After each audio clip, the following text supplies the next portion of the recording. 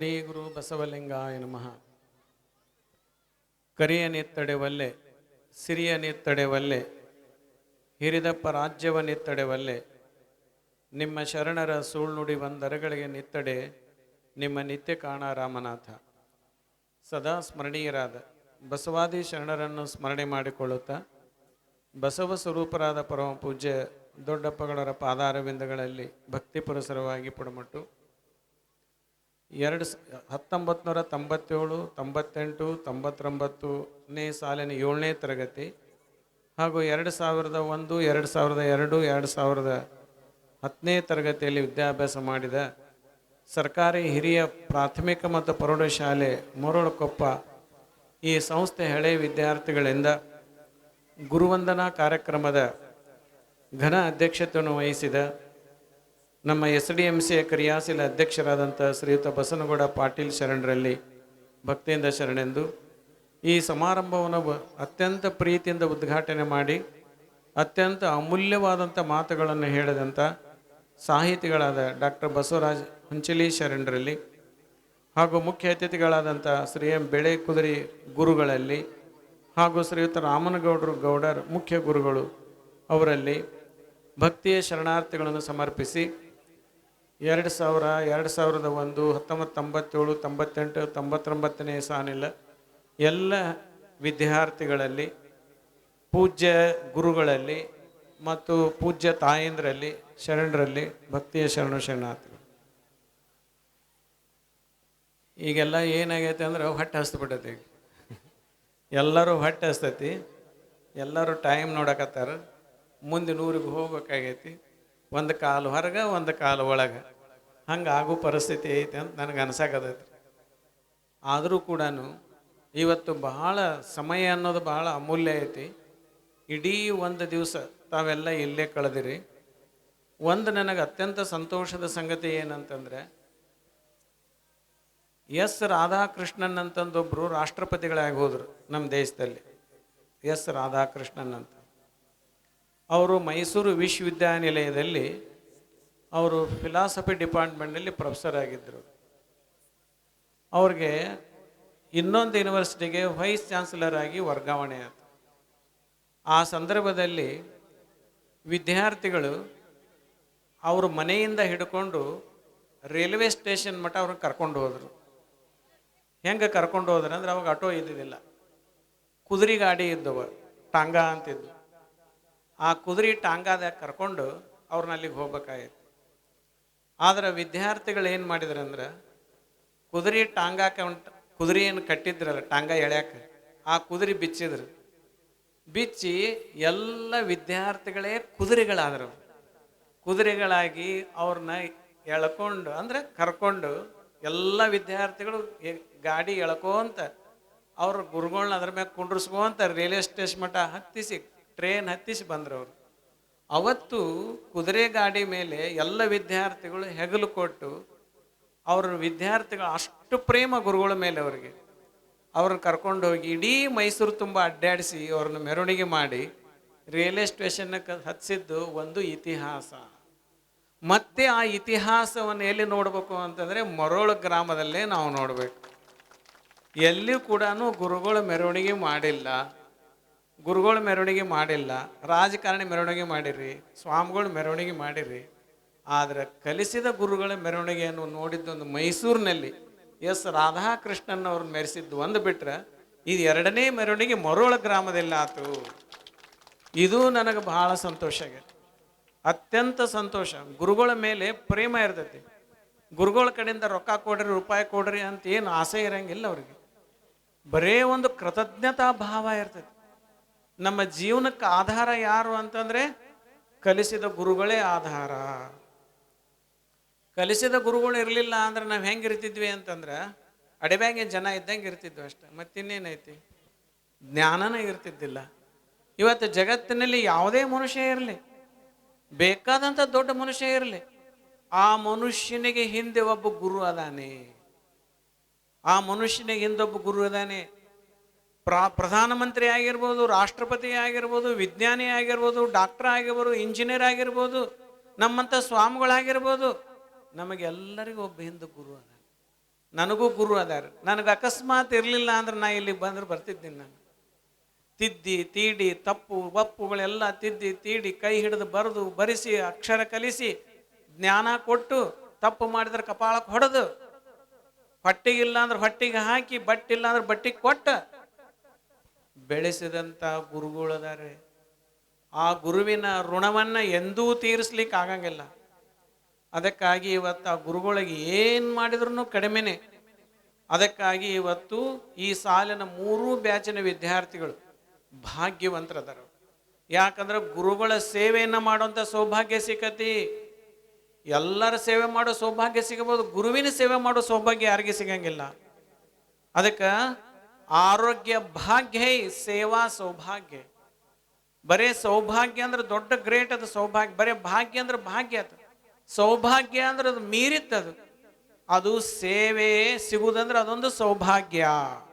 ಅದಕ್ಕಾಗಿ ಇವತ್ತು ನಮ್ಮ ಮರೋಳ ಗ್ರಾಮದ ಈ ಶಾಲೆಯಲ್ಲಿ ಕಲಿತಂಥ ವಿದ್ಯಾರ್ಥಿಗಳು ಇಷ್ಟೊಂದು ಪ್ರಬುದ್ಧವಾಗಿ ಚಿಂತಕರದಾರಲ್ಲ, ಇವರು ಗುರುಗಳ ಸೇವೆಯನ್ನು ಬಹಳ ನಿಷ್ಠೆಯಿಂದ ಪ್ರಾಮಾಣಿಕತೆಯಿಂದ ಮಾಡಿದ್ದಾರೆ. ನೆಪಕ್ಕೆ ಮಾಡಿದ್ದಲ್ಲ ಇದು, ಇದನ್ನ ಹೃದಯದಿಂದ ಮಾಡಿದ್ದು. ಮೆರವಣಿಗೆ ಆಗ ಒಂದು ಟೊಪಿಗೆ ಬೇರೆ, ಕಿರೀಟ ಬೇರೆ, ಸನ್ಮಾನದಾಗ ಒಂದು ಕಿರೀಟ ಬೇರೆ. ಆ ಸನ್ಮಾನದಾಗಿನ ಮೆರವಣಿಗೆನ ಕಿರೀಟ ಹಾಕಿ ಸನ್ಮಾನ ಮಾಡೋದು, ಅಲ್ಲಿದೆ ಬೇರೆ ಐತಿ ನಿಂದ್ರ ಅಂತಂದ್ರು. ಅವ್ರು ಅದನ್ನ ತೆಗೆದು ಇನ್ನೊಂದು ತೊಗೊಂಬಂದ್ರು. 2 ಕಿರೀಟ ಹಾಕಿ ಸನ್ಮಾನ ಮಾಡುವಂತ, ಅಕಸ್ಮಾತ್ ಅದ ಕಿರೀಟದ ಮ್ಯಾಗ ಸನ್ಮಾನ ಮಾಡಿದ್ರೆ ಮನಸ್ಸು ಒಪ್ಪಲಿಲ್ಲ ಅವರಿಗೆ. ಚೆ ಬೇಡ, ಹೊಸದೈತಿ ನಿಂದ್ರ ಅಂತ ಇನ್ನೊಂದು ಎಂತೆಂತ ಚಲೋ ಕಿರೀಟ ತಂದಾರ, ಎಂತೆಂತ ಎಷ್ಟು ಆರಿಸ್ಕೊಂಡು ತಂದಾರ. ಸಾಮಾನ್ಯವಾಗಿ ಮೈಸೂರು ಪೇಟ ಅಂದ್ರೆ ಸಾಮಾನ್ಯವಾಗಿ ಸಿಗ್ತಾವ, ಆದ್ರೆ ಇದು ವಿಶೇಷವಾದಂಥ ಪೇಟ ತೊಗೊಂಬಂದಾರ. ಆಯ್ಕೆ ಮಾಡೋ ಹೊತ್ತಿನಾಗ ಗುರುಗಳಿಗೆ ಒಳ್ಳೆದನ್ನೇ ಆಯ್ಕೆ ಮಾಡಿದ್ರು. ಎಷ್ಟು ಚಲೋ ಮಾಲೆ ಅದಾವ, ಎಷ್ಟು ಚಲೋ ಶಾಲ್ ಅದಾವ. ಈಗ ತಾಯಿ ಆದವಳು, ನೀವು ತಾಯಿ ಆಗಿರಿ, ತಾಯಿ ಆದವಳು ಮಗು ಐತಿ, ಕೈಯಾಗ 1 ವರ್ಷದ ಕೂಸು ಐತಿ. ಆ ಕೂಸಿನ ಅಂಗಡಿಗೆ ಕರ್ಕೊಂಡು ಹೋದ್ರ, ವಸ್ತ್ರದ ಅಂಗಡಿಗೆ, ಬಟ್ಟೆ ಅಂಗಡಿಗೆ ಕರ್ಕೊಂಡು ಹೋದ್ರ, ಮಗನ ಮ್ಯಾಗ ಅದ ಚೊಚ್ಚಲ ಮಗ ಹುಟ್ಟೈತೆ, ಅದು ಭಯಂಕರ ಪ್ರೀತಿ ಅದ ಕೂಸಿನ ಮೇಲೆ. ಅವಾಗ ನೀವು ಬಟ್ಟೆ ಎಂಥವು ತಗೊಂತೀರಿ? ಚಲೋದು, ಅಗದಿ ಚಲೋ ಯಾವ ಅದನ್ನ ತೆಗಿ ಅಂತೀರಿ ನೀವು. ಸಾಧಾರಣ ಇದ್ದದ್ದು ಬೇಡ, ಚಲೋದು ಕೊಡು ಅಂತೇವಿ. ಹಂಗ ಶಿಷ್ಯರೇನು ಮಾಡ್ಯಾರ ಅಂತಂದ್ರೆ, ಅಂಗಡಿಗೆ ಹೋಗಿ ಯಾವ ಚಲೋ ಅದ ಪೇಟ ಅವನು ಕೊಡ, ನೀನು ಸಾಧಾರಣ ಕೊಡಬೇಡ, ನೀನು ಚಲೋ ಶಾಲ್ ಕೊಡು, ಚಲೋ ಮಾಲಿ ಕೊಡ. ಯಾಕಂದ್ರೆ ಗುರುವಿನ ಮೇಲಿನೊಂದು ಪ್ರೇಮ. ಇದಕ್ಕೇನಂತಾರೆ ಅಂದ್ರೆ ಭಕ್ತಿ ಅಂತ ಕರೀತಾರೆ. ಗುರುವಿನ ಮೇಲಿನ ಪ್ರೇಮಕ್ಕೆ ಏನಂತ ಕರೀತಾರೆ ಅಂದ್ರೆ ಭಕ್ತಿ ಅಂತ ಕರೀತಾರೆ. ಬಸವಣ್ಣವರೊಂದು ವಚನ ಹೇಳ್ತಾರೆ, ಏನಂತಂದ್ರ ಸತಿ ಸುತರು ಸಕಲ ಸಂಪದ ಸೌಭಾಗ್ಯವು ಪುಣ್ಯದಿಂದ ಬಹುದು. ಸತಿ ಸುತರು ಎಲ್ಲರೂ ಏನು ಕೇಳ್ತಾರೆ? ಒಳ್ಳೆ ಹೆಂಡತಿ ಕೊಡಪ್ಪ, ಒಳ್ಳೆ ಗಂಡನ ಕೊಡು, ಒಳ್ಳೆ ಮಕ್ಕಳು ಕೊಡು, ಶಾಣೆ ಮಕ್ಕಳು ಕೊಡು, ಸಂಪತ್ತು ಕೊಡು, ಸಮೃದ್ಧಿ ಕೊಡು, ಮಾನ ಕೊಡು, ಮರ್ಯಾದೆ ಕೊಡು, ಕೀರ್ತಿ ಕೊಡು ಅಂತ ಕೇಳ್ತಾರೆ. ಇದಕ್ಕಿಂತ ಹೆಚ್ಚಿನ ದೇವ್ರಂತಲ್ಲಿ ಏನಾರು ಕೇಳಕ್ ಬರ್ತತೇನ್ರಿ? ಅವರ ಮಕ್ಕಳಿಲ್ಲ ಅಂದ್ರೆ ಮಕ್ಕಳು ಕೊಡು ಅಂತೇವಿ, ರೊಕ್ಕ ಇಲ್ಲ ರೊಕ್ಕ ಕೊಡು ಅಂತೇವಿ, ವಿದ್ಯೆ ಕೊಡು ಅಂತೇವಿ, ಇದನ್ನು ಕೊಡು ಅಂತೇವಿ. ಇದು ಎಲ್ಲ ಬರ್ತೈತಿ. ಎದರಿಂದ ಬರ್ತೈತಿ ಅಂತಾರಂದ್ರೆ ಬಸವಣ್ಣವರು, ಇದೆಲ್ಲ ಎದರಿಂದ ಬರ್ತೈತಿ ಅಂದ್ರೆ ಪುಣ್ಯದಿಂದ ಬರ್ತೈತಿ ಅಂತಾರೆ. ಎದರಿಂದ ಬರ್ತೈತಿ ಅಂದ್ರೆ ಪುಣ್ಯದಿಂದ ಬರ್ತೈತಿ. ಯಾವ್ದೊಂದು ಮನಿ ಹಾಳಾತಂದ್ರ ಜನ ಏನಂತ ಗೊತ್ತೈತ, ಆ ಮನಿ ಪುಣ್ಯನ ಮುಗೀತಂತಾರೆ, ಆ ಮನಿತನದ್ದು ಪುಣ್ಯನ ಮುಗೀತಂತಾರ. ಯಾಕಂದ್ರೆ ಆ ಮನಿ ಎಲ್ಲ ಸಂಪತ್ತು ಹೋಗಿರ್ತೈತಿ, ದರಿದ್ರ ಹುಟ್ಟಿರ್ತಾರೆ, ಕೀರ್ತಿ ಕಡಿಮೆ ಆಗೈತಿ. ಅವಾಗ ಏನಂತಾರ ಜನ? ಪುಣ್ಯ ಮುಗೀತ, ಆ ಮನಿ ಪುಣ್ಯ ಮುಗಿದು ಹೋತಂತಾರ. ಪುಣ್ಯ ಮುಗೀತಂದ್ರ ಸಂಪತ್ತು ಹೋಗತಿ, ದುಡ್ಡು ಹೋಗತಿ, ಅಧಿಕಾರ ಹೋಗತಿ, ಕೀರ್ತಿ ಹೋಗತಿ, ಅಪಕೀರ್ತಿ ಬರ್ತೈತಿ. ಪುಣ್ಯ ಇದ್ದಾಗ ಒಳ್ಳೆ ಹೆಂಡತಿ, ಒಳ್ಳೆ ಮಕ್ಕಳು, ಒಳ್ಳೆ ಸಂಸಾರ, ಒಳ್ಳೆ ಕೀರ್ತಿ, ಒಳ್ಳೆ ಮಾನ, ಒಳ್ಳೆ ಸೌಭಾಗ್ಯ, ಒಳ್ಳೆ ಅಧಿಕಾರ ಎಲ್ಲ ಸಿಗ್ತೈತಿ ಪುಣ್ಯ ಇದ್ದಾಗ. ಪುಣ್ಯ ಹೋತಂದ್ರೆ ಎಲ್ಲ ಹೋಗತಿ. ಅದಕ್ಕೆ ಬಸವಣ್ಣವ್ರು ಏನ್ ಹೇಳ್ತಾರೆ? ಇವೆಲ್ಲವೂ ಎದರಿಂದ ಬರ್ತೈತಿ ಅಂದ್ರೆ ಪುಣ್ಯದಿಂದ ಬಹುದು. ಹಂಗಾರೆ ಆ ಪುಣ್ಯ ಎದರಿಂದ ಬರ್ತೈತಿ? ಆ ಪುಣ್ಯವು ಭಕ್ತಿಯಿಂದ ಬಹುದು ಅಂತಾರೆ. ಭಕ್ತಿಯಿಂದ ಬಹುದು. ಭಕ್ತಿ ಕೆಟ್ಟಡೆ ಪುಣ್ಯ ಕೆಡುವುದು, ಪುಣ್ಯ ಕೆಟ್ಟಡೆ ಸಕಲವು ಕೆಡುವುದು ಕೂಡಲ ಸಂಗಮ ದೇವ. ಅದಕ್ಕೆ ಎಲ್ಲ ಇರ್ಬೇಕಂದ್ರೆ ಪುಣ್ಯ ಬೇಕು, ಆ ಪುಣ್ಯ ಬರ್ಬೇಕಂದ್ರೆ ಭಕ್ತಿ ಇರಬೇಕು. ಆ ಭಕ್ತಿ ಕೆಡ್ತಂದ್ರೆ ಪುಣ್ಯ ಕೆಡ್ತತಿ, ಪುಣ್ಯ ಕೆಡ್ತಂದ್ರೆ ಎಲ್ಲ ಕೆಡ್ತತಿ ಅಂತಾರೆ ಬಸವಣ್ಣವ್ರು. ಅದಕ್ಕೆ ಆ ಭಕ್ತಿ ಅಂದ್ರೆ ಯಾವ್ದು ಗೊತ್ತೇನ? ಅದು ಪ್ರೇಮವೇ ಭಕ್ತಿ. ಪ್ರೇಮ, ಅತ್ಯಂತ ಪ್ರೇಮ. ಈಗ ಗುರುಗಳನ್ನ ಆಯ್ಕೆ ಮಾಡ್ಕೋ ಹೊತ್ನ್ಯಾಗ, ಗುರುಗಳಿಗೆ ಬಟ್ಟಿ ಆಯ್ಕೆ ಮಾಡೋ ಹೊತ್ನ್ಯಾಗ, ಗುರುಗಳ ಪೇಟ ಆಯ್ಕೆ ಮಾಡೋ ಹೊತ್ನ್ಯಾಗ ಒಂದು ಪ್ರೇಮ ಐತೆ ಅಲ್ಲಿ. ಏನಂತ ಚಲೋದು ಕೊಡು, ಚಲೋ. ಮಕ್ಕಳ ಮೇಲೆ ಪ್ರೇಮ ಐತಿ, ಅದಕ್ಕೆ ಚಲೋದ ಆಯ್ಕೆ ಮಾಡ್ಕೊಂತೀವಿ. ಗುರುವಿನ ಮೇಲೆ ಪ್ರೇಮ ಐತಿ, ಆ ಗುರುವಿನ ಮೇಲೆ ಪ್ರೇಮ ಐದಕ್ಕೆ ಚಲೋದು ಕೊಡು. ಈ ಪ್ರೇಮಕ್ಕೆ ಏನಂತಾರೆ ಅಂದ್ರೆ ಭಕ್ತಿ ಅಂತ ಕರೀತಾರೆ. ಇದು ಆತ್ಮಸಾಕ್ಷಿಯಾದಂಥ ಪ್ರೇಮ, ಇದು ನೆಪಕ್ಕಲ್ಲ. ಹಂಗ ಇವತ್ತಿನ ಮರೋಳದ ವಿದ್ಯಾರ್ಥಿಗಳು ಶರಣರು ಅತ್ಯಂತ ಪ್ರೇಮದಿಂದ ಅಂದ್ರೆ ಅತ್ಯಂತ ಭಕ್ತಿಯಿಂದ ಗುರುಗಳಿಗೆ ಸನ್ಮಾನ ಮಾಡ್ಯಾರ. ಅದ್ರ ಜೊತೆಗೆ ಇಲ್ಲಿವರೆಗೆ ಏನು ಕಲ್ತಾರಲ್ಲ, ಆ ಗುರುಗಳ ಆಶೀರ್ವಾದದಿಂದ ಎಲ್ಲರೂ ಸೆಟಲ್ಡ್ ಆಗ್ಯಾರ. ಇನ್ನು ಮುಂದೆ ಇವರು ಸಂಸಾರದ ಮಧ್ಯಕ್ಕೆ ಬಂದಾರ. ಇವ್ರಿಗೆ ಸಂಸಾರದ ಮಧ್ಯಕ್ಕೆ ಬಂದಾರ. ಸಣ್ಣ ಸಣ್ಣ ಮಕ್ಕಳದಾವ, ಈಗಾಗಲೇ 2-3 ಮಕ್ಕಳು. ಆ ಮಕ್ಕಳದೆಲ್ಲ ಶಾಲೆ ಆಗ್ಬೇಕು, ಶಿಕ್ಷಣ ಆಗ್ಬೇಕು, ನೌಕರಿ ಆಗ್ಬೇಕು, ಮದುವೆ ಆಗ್ಬೇಕು, ಮೊಮ್ಮಕ್ಕಳಾಗಬೇಕು, ಅಲ್ಲಿ ಮಠ ಇವ್ರದ್ದು ಜಗ್ಬೇಕು. ಇದೇನು ಸಮಾರಂಭ ಐತಲ್ಲ, ಇದು ಸಮಾರಂಭ ಅವ್ರಿಗೆ ಅನುಗ್ರಹ ಆತ. ಇನ್ನು ಮುಂದೆ ಅವ್ರು ಪೂರ್ತಿ ದಡ ಸೇರ್ತಾರ. ಪೂರ್ತಿ ದಡ ಏನ್ರಿ ಬಸವರಾಜ, ಪೂರ್ತಿ ದಡ ಸೇರ್ತೀರಿ, ಪೂರ್ತಿ ದಡ ಸೇರ್ತಾರ. ಇದು ಗುರುವಿನ ಅನುಗ್ರಹ. ಗುರುವಿನಲ್ಲಿ ನಿರ್ಮಲವಾದಂಥ ಮನಸ್ಸಿರ್ತತಿ. ನಿಮಗೊಂದು ಮಾತು ಹೇಳ್ತೀನಿ. ಅಣ್ಣ ತಮ್ಮ ಇರ್ತಾರೆ. ಅವ ತಮ್ಮ ಅಣ್ಣ ತನ್ನ ಮಗಳಿಗೆ ತನ್ನ ಮಗ ಇರ್ತಾನೆ, ಅಣ್ಣಗೊಬ್ಬ ಮಗ ಇರ್ತಾನೆ. ಅಣ್ಣಗೊಬ್ಬ ಮಗ ಇರ್ತಾನೆ. ಇಬ್ರು ಅಣ್ಣ ತಮ್ಮ ಭಾಳ ಪ್ರೇಮ ಇರ್ತಾರ. ಅವ್ರು ಭಾರಿ ಪ್ರೇಮ ಇರ್ತಾರ. ಅವ್ರು ಅಣ್ಣ ದೇವ್ರನ್ನ ಕೇಳ್ಕೊಂತಾನ, ಅವ ದೇವ್ರನ್ನ ಬೇಡ್ಕೊಂತಾನ, ನನ್ನ ಮಗನಿಗೆ ದೌಡ್ MBBS ಸೀಟ್ ಕೊಡಿಸಪ್ಪ ದೇವ್ರ, ನನ್ನ ಮಗ ದೌಡ್ ಡಾಕ್ಟರ್ ಆಗ್ಬೇಕು ಅಂತಾನ. ಹೌದಲ್ಲ? ಮುಂದೆ ಏನು ಮಾಡ್ತಾನ? ಅವನಿಗೆ ತಮ್ಮಗ ಅಣ್ಣಗೆ MBBS ಸೀಟ್ ಸಿಗ್ತೈತಿ, ಮಗನಿಗೆ, ಅಣ್ಣನ ಮಗನಿಗೆ. ಮುಂದೆ ಹಿಂದೆ ತಮ್ಮನ ಮಗ ಬರ್ತಾನೆ ಹಿಂದೆ. ಅವಾಗ ತಮ್ಮ ಬೇಡ್ಕೊಂತಾನ, ನನ್ನ ಮಗನಿಗೆ ಸೀಟ್ ಕೊಡ. ಅದ ಅಣ್ಣ ಬೇಡ್ಕೊಂತಾನ, ನನ್ನ ತಮ್ಮನ ಮಗನಿಗೆ MBBS ಸೀಟ್ ಕೊಡಸು ಅಂತ ದೇವ್ರಂತಲ್ಲಿ ಬೇಡ್ಕೊಳ್ಳೋ ಹೊತ್ನ್ಯಾಗ ತನ್ನ ಮಗನಿಗೆ ಏನು ಪ್ರೇಮ ಇರ್ತೈತಲ್ಲ, ಅವನಿಗೆ ಆ ಒಂದು ಪ್ರಾರ್ಥನಾ ಪ್ರೇಮ ಅದು ಈಗ ಇರ್ತೈತೇನು? ಇರಂಗಿಲ್ಲ. ಮನಸ್ಸು ಚೇಂಜ್ ಆಗತ್ತೆ. ಅಲ್ಲೇ ಒಡಹುಟ್ಟಿದ ಅಣ್ಣ ತಮ್ಮರ ಮಕ್ಕಳಲ್ಲೇ ಬೇಡ್ಕೊಳ್ಳೋ ಹೊತ್ನ್ಯಾಗನ ಮನಸ್ಸು ಚೇಂಜ್ ಆಕತಿ.